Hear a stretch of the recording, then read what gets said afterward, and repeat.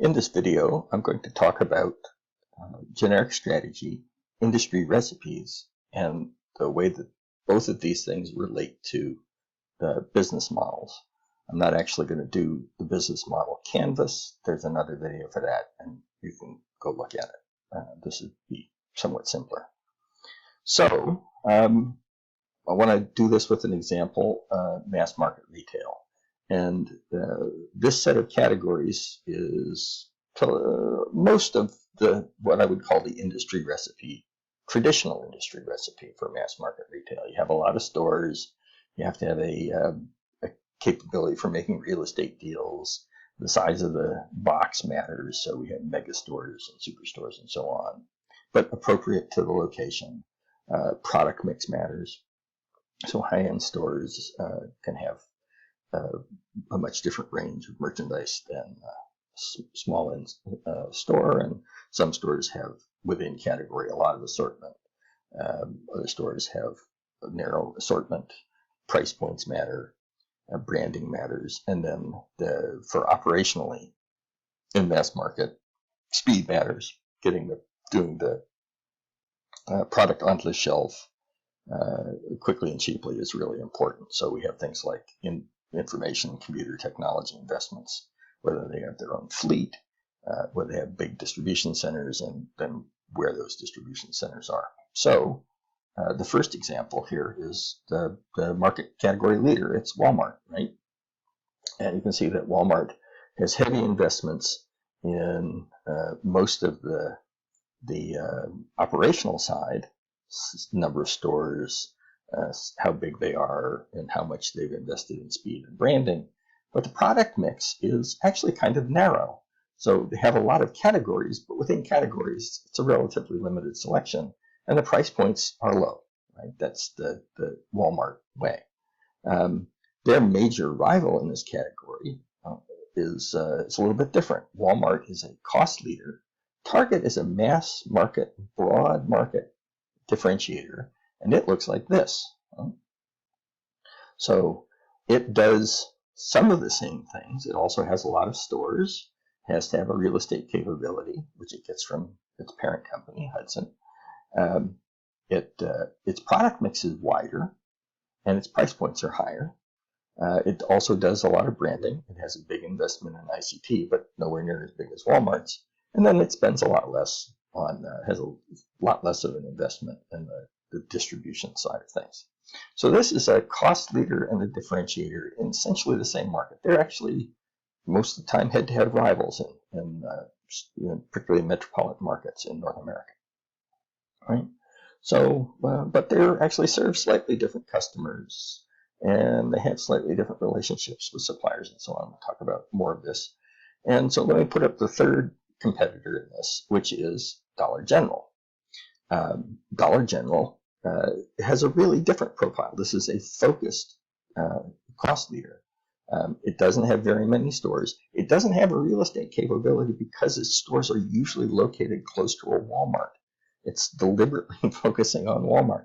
Size of the box tends to be smaller because the selection is smaller. Product mix is very narrow. Price points are ultra low. They don't do a lot of branding. And then they don't do a lot of investment in speed. Speed doesn't matter. What matters is being able to buy something really cheap and get it to the store at a low price, low cost, and to move it out. So they don't really have a lot of the other investment.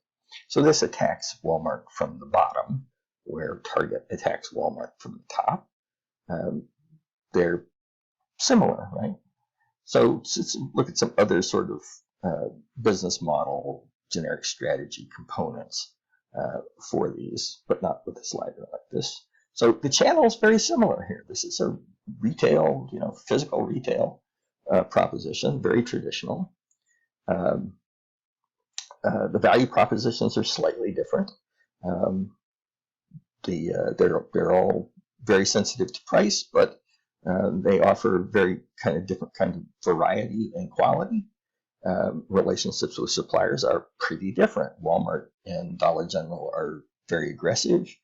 Target tends to be much more even-handed with suppliers. Target and Walmart both are heavily invested in community relationships. And then they use slightly different KSFs. So turns matter a lot to Walmart.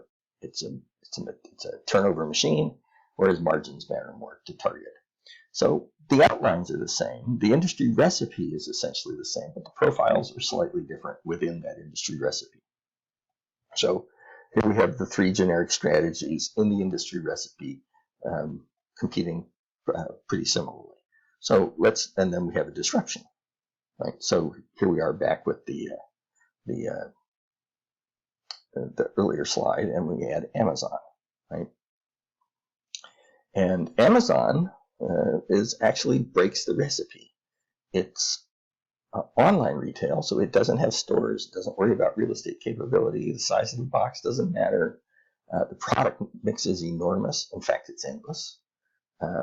Price points, it tends to be competitive with Walmart and Target, but not the price below them. The branding is also very aggressive, and it expands its product mix all the time. It has a bigger ICT investment than either Walmart or Target. It doesn't operate its own fleet mostly. It mostly relies on other carriers. It has giant distribution centers, and quite a few of them. And the distribution center placement is a strategic issue, just like it is for Walmart.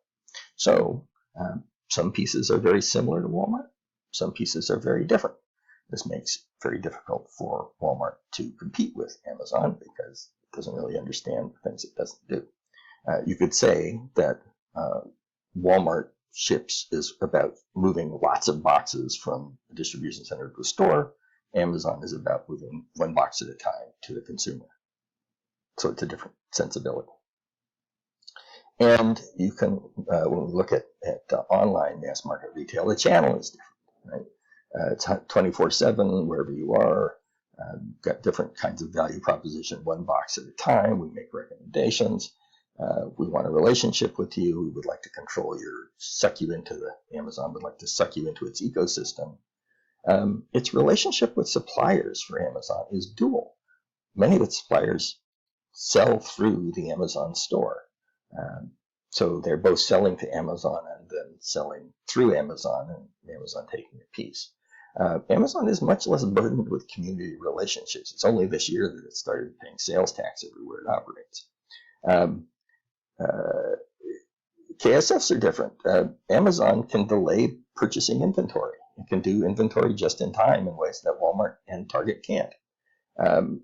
Amazon also has other sources of revenue. It's not entirely dependent on retail, so it profits from Prime and its digital products. It profits enormously from Amazon Web Services, neither of which is available to its competitors. So the outline's pretty different here. This is a disruptive alternative to the industry recipe.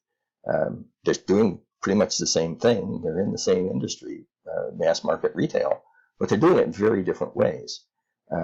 And so this is an example of a disruptive business model innovation. Okay, that's the end of this video.